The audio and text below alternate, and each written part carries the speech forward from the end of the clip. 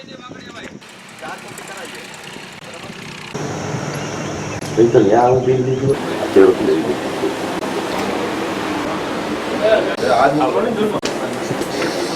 नहीं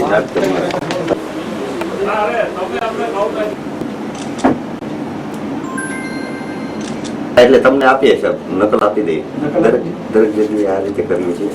એટલે આ નકલ અમારે દેવાની લાવો, નકલ તો જોશે ને, તમે અમને આપો છો.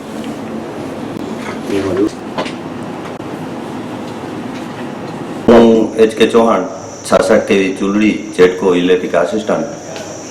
અમારે આજે જે આવેદનપત્ર આપેલ છે જેમાં અમારી વર્ગ 4 માંથી 3 માં સમાવવાની માગણી અને આઉટસોર્સિંગ સ્વતંત્ર બંધ કરવું, તેમજ બીજા નંબરમાં કે હાલમાં 5મા અને 6ઠા પગાર પંચની અંદર જે અમારા ટેકનિકલ લાઇન સ્ટાફને જે લોસ ગયો છે તે 7મા પગાર પંચમાં ન જાય એ માટે થઈ અને અમે આ આવેદનપત્ર આપ્યું છે. એમાં ઘણી બીજી અમુક વિશેષતાઓ છે અને વર્ગ 3ની અંદર સમાવી અને વર્ગ 3ના કર્મચારીની અંદર જે પગાર અંગેની વિસંગતતા છે એ દૂર થવી જોઈએ.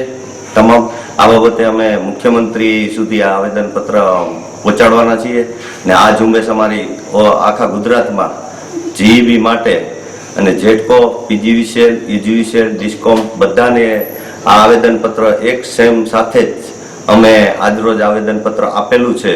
અને આ આવેદનપત્રમાં કોઈ પણ જાત યુનિયન કે એ સિવાય ટેકનિકલ કર્મચારીને વર્ષોથી એમ કે અન્યાય થતો હોય એ અન્યાય દૂર કરવા માટે થઈ અને 7 પેજનું અમે આખું જે આ અત્યારે આવેદનપત્ર આપ્યું છે કે કોઈ પણ કંપની હોય એને નફો કરે કે ખોટ કરે પણ એના જે મજદૂર કર્મચારી હોય એને 8.33% લેખે બોનસ આપવું, જે પણ ઘણા વર્ષોથી બંધ થયેલ છે, જેથી અમારાથી અન્યાય સહન ન થતો હોય, જેથી અમે આજરોજ આ બધું આવેદનપત્રના માહિરથી અમે પાછું એમ કે એને અમારી માગણી છે, જે માગણી અમને પરત કરે. આમાં અમારે કોઈ યુનિયનની ઓલી નથી, કોઈ પણ યુનિયને આમાં સાથે જોડાવાની છૂટ છે.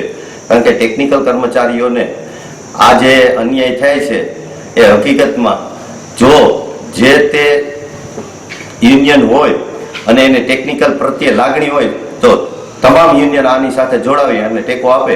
CH વ્યાસ છે, હું મજવડી 66 kV સબસ્ટેશનની અંદર ફરજ બજાવું છું. આજરોજ અમે અમારા પ્રાણ પ્રશ્નોને ધ્યાનમાં લઈ વર્ષોથી આ ટેકનિકલ સ્ટાફનું જે શોષણ થતું આવ્યું છે એને ધ્યાનમાં રહી અને આ પ્રશ્નોનું અમે આવેદનપત્ર આપેલું છે. જેવું કે કંપની ચેન્જથી કંપનીને કોઈ નુકસાની નથી, પણ જે તે વ્યક્તિને એનું વતન મળે તો એ સારી સેવા કંપનીને આપી શકે.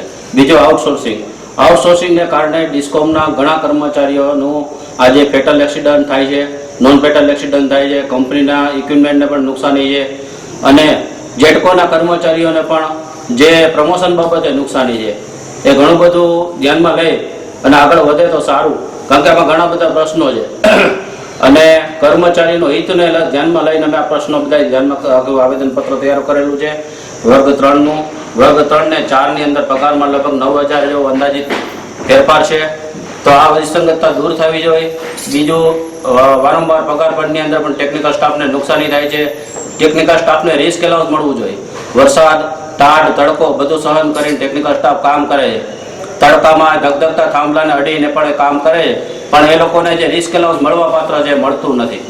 પછી જાહેર રજાનો પગાર, તો જાહેર રજાનો પગાર બીજી જે તે કંપની આપણે રેલવેમાં એમાં પણ મળે છે, પણ જે જીઈબીની અંદર કોઈ પણ પ્રકારનો જાહેર રજાનો પગાર મળતો નથી અને કોઈ પણ પ્રકારની જાહેર રજા પણ અમને લાભ મળતો નથી. તો જે તે જાહેર રજાનો અમને પગારમાં લાભ મળવો જોઈએ. આ અમારી માંગણી છે.